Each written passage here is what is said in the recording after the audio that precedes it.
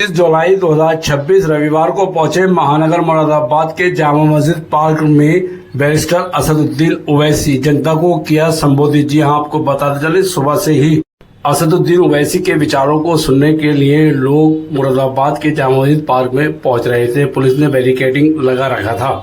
आज जामा मस्जिद पार्क ने उस वक्त इतिहास रच दिया जब असदुद्दीन जैसे ही मंच पर पहुंचे। बरसात के चलते विद्युत सप्लाई नदारद थी।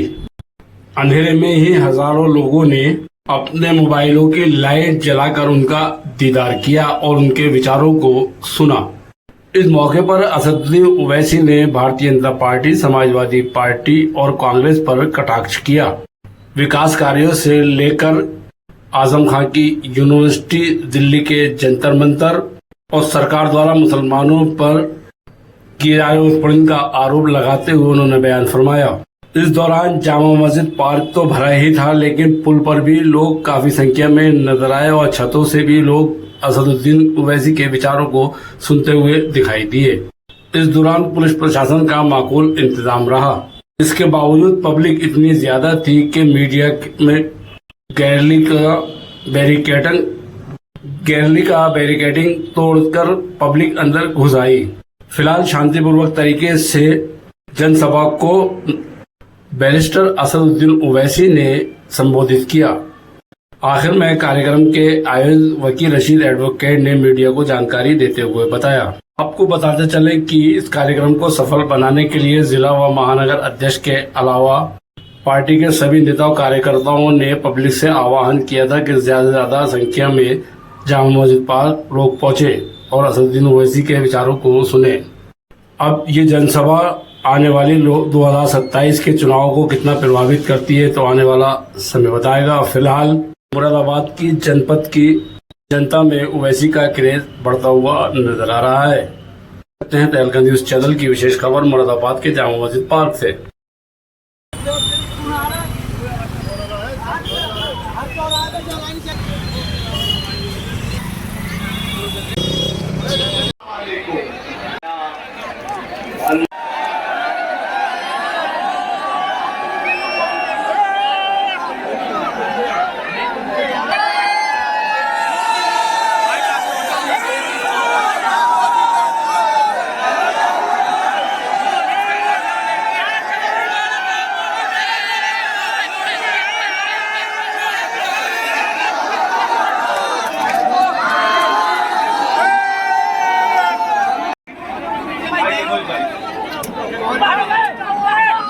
जनाब बैरिस्टर असदुद्दीन ओवैसी साहब आपको खिताब फरमाएंगे।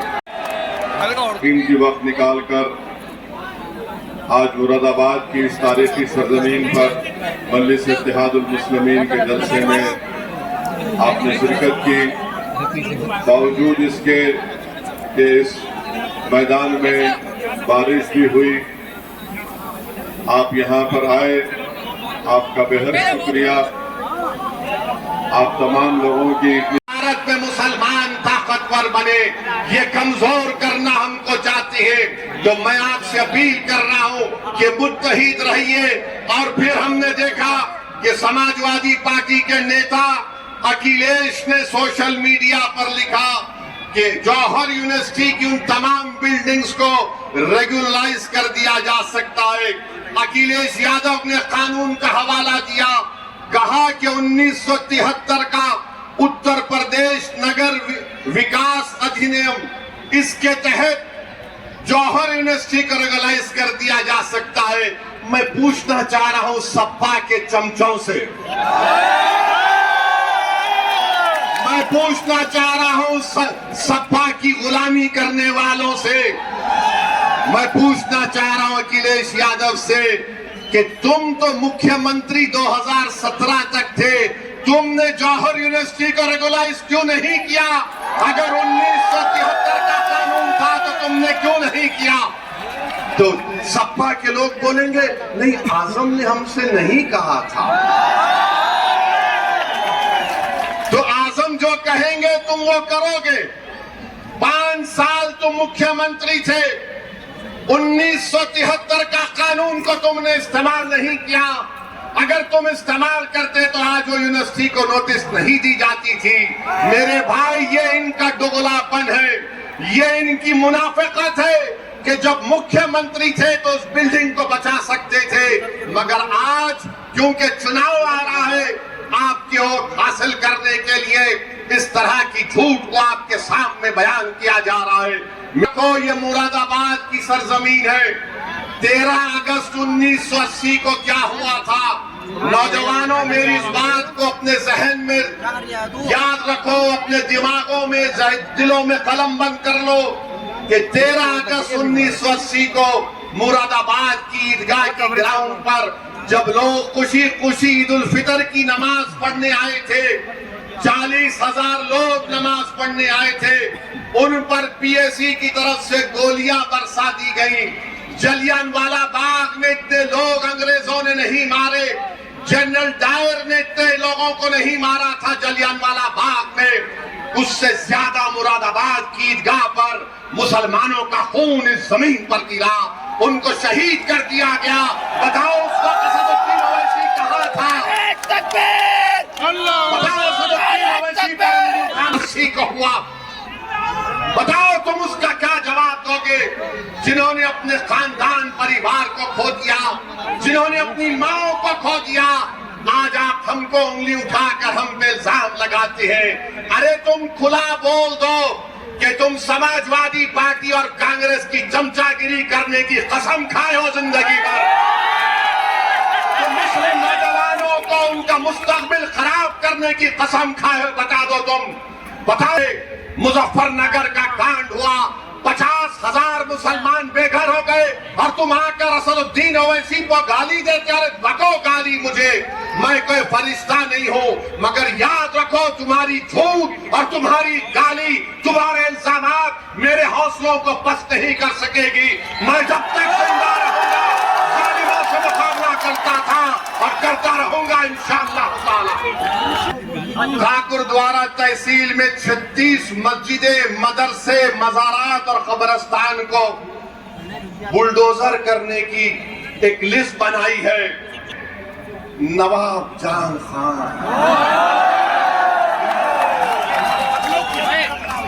ये क्या कर रहे हैं? क्या कर रहे हैं? 36 कब्रिस्तानों को, मस्जिद को, मज़ारात को मिसमार करने का प्रोग्राम है। नवाब जाखा साहब, कुछ तो मुंह खोलो, कुछ तो बोलो। आई में भी लगता था अंग्रेजों की लाठियां खाते थे और नारे तकबीर अल्लाह अकबर का नारा बुलंद करते थे, गोलियां खाते थे, जय हिंद का नारा बुलंद करते थे। हुआ, मैं इसका कंडेम करता हूं कि 4 बच्चों पर मोदी के हुक्म पर पेलेट गन चलाई गई, जिसमें एक बच्चे का नाम शेख इरशाद मंसूरी भी था, जो जबलपुर मध्य प्रदेश का, जिसने बीएससी और एमबीए की तालीम हासिल की। उस पर पेलेट गन की गोलियां चलाई गई, 12 बोर। और वो उस बच्चे से मुलाकात केंद्र के मंत्री नड्डा साहब जाकर मिले। उस शेख इरशाद मंसूरी से जब नड्डा साहब ने पूछा कि तुम वहां क्यों गए थे, तुम वहां क्यों गए थे, तुम यहां पर क्यों आए, लोग पूछेंगे तुमको। आप यहां पर आए तो बाज लोग पूछेंगे चमचे सप्पा के, तुम क्यों गए?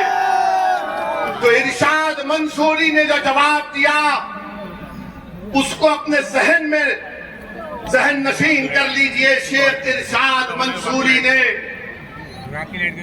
मोदी के मंत्री से कहा, शिक्षा का मसला था, नाइंसाफी हो रही थी, नाइंसाफी के खिलाफ मैं गया था। तो मेरे भाई, मगर उस बच्चे को पेलेट गन से छर्रे निकलते हैं, 12 बोर जो आरएएफ के पास थी। उस बच्चे की आंख में, जिस्म में गोली लगी।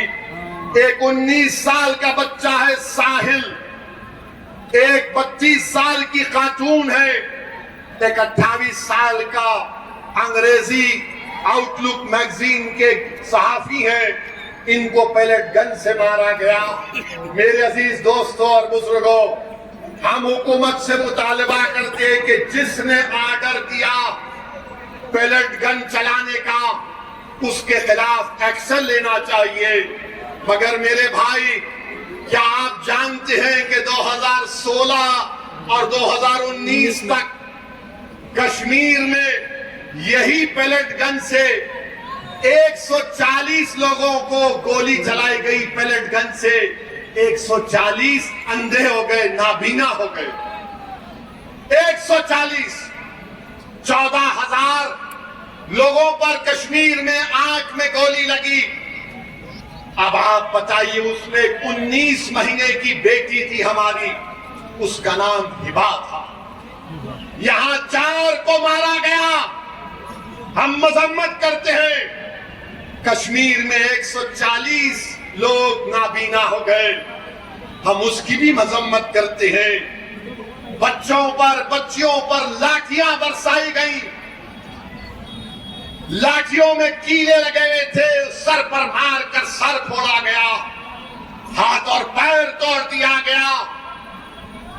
हम उनको भी मजम्मत करते हैं, उनसे इज़हार हमदर्दी करते हैं। मगर जब हम पुकार कर कह रहे थे कि CAA के कानून के खिलाफ, जब जामे मिलिया यूनिवर्सिटी में घुसकर, लाइब्रेरी में घुसकर बच्चों को मारा गया, एक बच्चे को इतनी बुरी तरह मारा गया कि उसकी आंख ज़ाय हो गई, बेटियों को रोड पर मारा गया, हमारी बेटियां तड़प रही थी, दुनिया तमाशा देख रही थी, उन बच्चों को मारा गया रोड पर गिराकर। जामे मिलिया यूनिवर्सिटी के तालिब इल्म से कहा गया कि यूनिवर्सिटी से बाहर निकलो तो हाथ उठाकर निकलो। अरे हाथ उठाकर उनको कहा गया बाहर निकलो। हम यही कहना चाह रहे, जुल्म किसी पर हो, जुल्म होता है, ये करेगा। हाँ, हमारे मरने के बाद हमारे जनाजे पर आकर खड़े होकर मरने वाले के खानदान को पुरसा देकर चले जाएंगे, मगर अब ऐसे नहीं होगा। हम नहीं मरेंगे, हम जिंदा रहेंगे इंशाअल्लाह। हम जिंदा रहेंगे अपने हक के लिए और अपनी आने वाली नस्लों के लिए। हम जिंदा रहेंगे ताकि हमारी जिंदगी हम आबाद रख सकेंगे। हम जिंदा इसलिए रहेंगे ताकि हमारी बेटियों को तालीम के जेवर से आरास्ता किया जाए। हम जिंदा इसलिए रहेंगे कि कोई नाइंसाफी हमसे ना करे। याद रखो, अगर जिंदा है तो जिंदगी का सबूत देना पड़ेगा, नारों से नहीं मगर इत्तेहाद से देना पड़ेगा। क्या आप इत्तेहाद को मजबूत करेंगे? इंशाअल्लाह। क्या आप मजलिस का साथ देंगे? इंशाअल्लाह। मेरे भाई, ये नौजवानों, ये लड़ाई तुम्हारे मुस्तकबिल की है। मैं यहाँ पर नेता बनने के लिए नहीं आया हूँ और अल्लाह मेरे दिल का हाल जानने वाला है। मैं यही चाहता हूँ कि तुम नेता बनो, तुम सांसद बनो, तुम विधायक बनो, तुम लीडर बनो, तुम इस कलम से अपने मुकद्दर के फैसले करो। ये मजलिस इत्तेहादुल मुस्लिमीन चाहती है। इंशाअल्लाह ताला 29 में कोई 80 साल का शख्स इस देश का वजीर आजम नहीं बनेगा। कोई 40-45 साल का नौजवान इस मुल्क के मुकद्दर को बदल देगा, जहां पर अमन होगा, इंसाफ होगा, किसी के पास नफरत नहीं होगी। ये मजलिस इसकी कोशिश कर रही है।